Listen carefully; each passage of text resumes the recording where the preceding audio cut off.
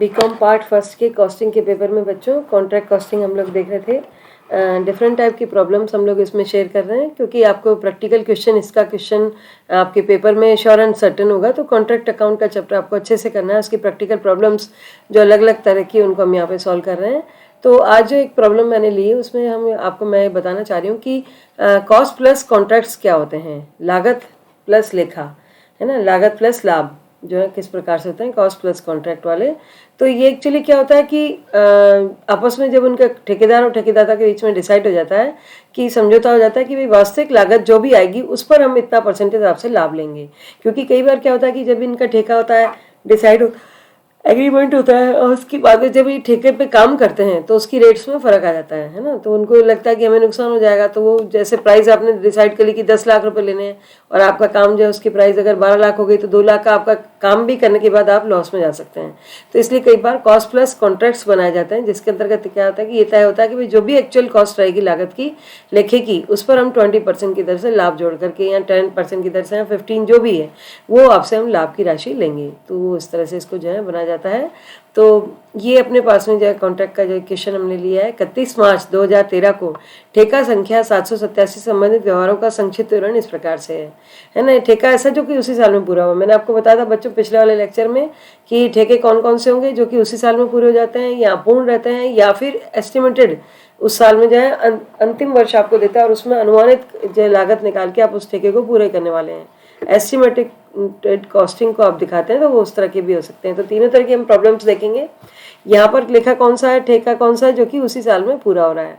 Material purchase पे लगा है 70,000 का। Material supplied from stores, store से आपके पास आ गया, है ना। अच्छा, आप इसमें कई बार स्टेटमेंट के रूप में भी बना सकते हैं और अकाउंट की तरह भी बना सकते हैं। अगर आप अकाउंट बनाते हैं तो डेबिट और क्रेडिट दिखाइए, डेबिट में खर्चे दिखाइए, क्रेडिट में इनकम्स दिखाइए, कॉन्ट्रैक्ट की प्राइस दिखाइए और डिफरेंस को जो है उसकी आप प्रॉफिट बताएंगे। तो यहाँ पर जैसा क्वेश्चन में कहा गया होगा हम कर रहे हैं कि यहाँ पर आपको कहा गया कि समझौता और ये आपको ज्ञात करना है। संक्षिप्त विवरण दिया है और इससे आपको समराइज रिकॉर्ड आपको जो है दे रखे हैं और आपको जो है इसका ठेका खाता जो है पूर्ण होने पर ठेका मूल्य की राशि बतानी है। तो यहाँ पर आपको अकाउंट बनाने के लिए नहीं कहा तो स्टेटमेंट की तरह से भी बनाया जा सकता है। तो स्टेटमेंट में क्या करेंगे आप, डेबिट वाले आइटम्स को जोड़िए और उसमें से लेस करिए क्रेडिट वाले आइटम्स। तो आपकी जो है इस तरह से आपको पता लग जाएगा कि आपकी कॉस्ट में कितना प्रॉफिट जोड़ के आपकी total contract price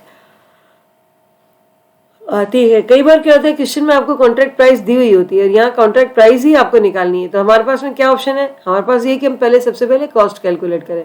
cost calculate करने के बाद उसमें 20% जब आप ऐड करेंगे तो आपकी जो है कॉस्ट प्लस कॉन्ट्रैक्ट से ठेका प्राइस आ जाएगी। ठीक है, चलिए चलते हैं, शुरू करिए। मटेरियल परचेज आपको दिया है 70,000 का। मटेरियल सप्लाइड फ्रॉम स्टोर से आया 42,000 का और मटेरियल दूसरे कॉन्ट्रैक्ट से आपके पास में ट्रांसफर होकर के आया है वो है आपका 8,000 का, सॉरी 9,000 का।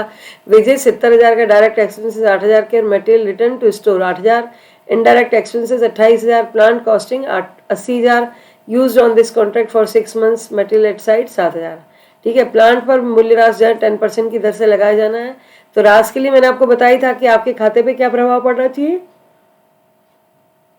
कि कितना आप डेप्रिसिएशन जो है उसमें चार्ज कर रहे हैं। प्लांट कॉस्टिंग एक तरफ आ जाती है डेबिट में, क्रेडिट में उसकी जो है लास्ट में क्लोजिंग वैल्यू दिखाएंगे तो एक तरह से आप डेप्रिसिएशन दिखा रहे हैं या फिर डेप्रिसिएशन को कैलकुलेट करके डेबिट साइड में उसको दिखाया जा सकता है। तो इसमें अपन ने ये किया, मटेरियल परचेज हुआ 70,000 का और दूसरे स्टोर से आया 42,000 का और आपने दूसरे कॉन्ट्रैक्ट्स में ट्रांसफर किया है वो है, दूसरे कॉन्ट्रैक्ट से आपको मिला है वो है 9,000 का।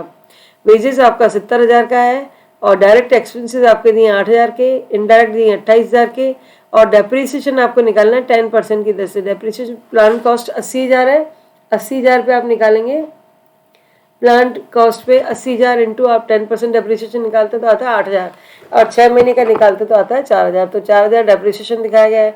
इन सबको ऐड करने के बाद आपकी राशि आती है 2,31,000 और इस 2,31,000 में से आपको माइनस करना है less material return to store, है ना। स्टोर को जो रिटर्न किया गया माल है वो 8,000 का और साथ ही जो स्टोर को रिटर्न किया है माल आपने 8,000 का और ये कहा गया मटेरियल रिटर्न टू स्टोर 8,000 का स्टोर को रिटर्न किया और एट साइट मटेरियल पड़ा हुआ है 7,000 का। ये दोनों फिगर आपको क्वेश्चन में दिए हुए हैं। तो ये माइनस करने के बाद में आपके पास में एक्चुअल कॉस्ट आ जाती है 2,16,000। अब आपको कहा गया कि 20% कॉस्ट पर, तो कॉस्ट को आप 2,16,000 को मानेंगे 100 के बराबर। 2,16,000 पे है आपको प्रॉफिट निकालना है 20%, तो 2,16,000 इंटू आप 20/100 करेंगे तो आपका आता है 43,000 रुपये।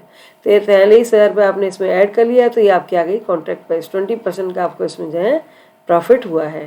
तो इस तरह से बच्चों जो अपने कॉस्ट प्लस कॉन्ट्रैक्ट है उसमें कॉन्ट्रैक्ट प्राइस आप कैलकुलेट कर रहे हैं, आपके पास में कॉन्ट्रैक्ट प्राइस ही नहीं है और एक्चुअल कॉस्ट आपको दे रखी है और प्लस उसी कॉस्ट का 20% आपको कहा गया है, क्योंकि वो कॉस्ट पर परसेंटेज है। ये मैंने आपको बताया था, कॉस्ट प्लस प्रॉफिट बराबर सेल्स हो सकता है, कॉस्ट पर परसेंटेज होगा तो उस हिसाब से उसको जो है उसमें ऐड किया जाएगा। तो ये प्रॉब्लम आपको समझ में आई बच्चों।